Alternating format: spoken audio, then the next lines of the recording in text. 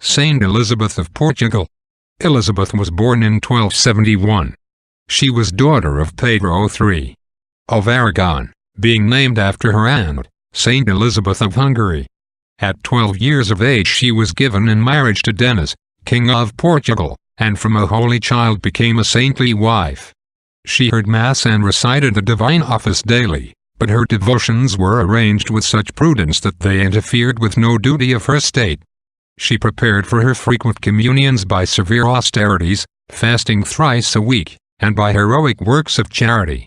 She was several times called on to make peace between her husband and her son Alfonso, who had taken up arms against him.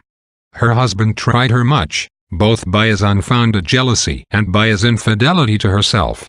A slander affecting Elizabeth and one of her pages made the king determined to slay the youth, and he told a lime burner to cast into his kiln the first page who should arrive with a royal message. On the day fixed the page was sent. But the boy, who was in the habit of hearing Mass daily, stopped on his way to do so.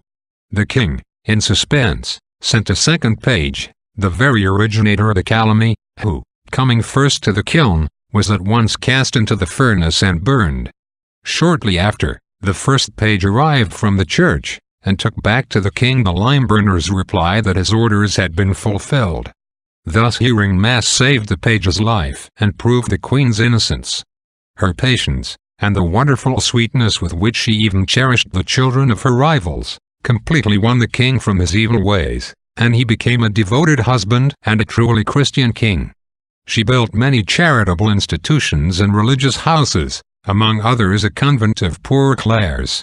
After her husband's death, she wished to enter their order. But being dissuaded by her people, who could not do without her, she took the habit of the Third Order of St. Francis, and spent the rest of her life in redoubled austerities and almsgiving. She died at the age of 65, while in the act of making peace between her children. Reflection. In the holy sacrifice of the altar Saint Elizabeth daily found strength to bear with sweetness suspicion and cruelty, and by that same holy sacrifice her innocence was proved.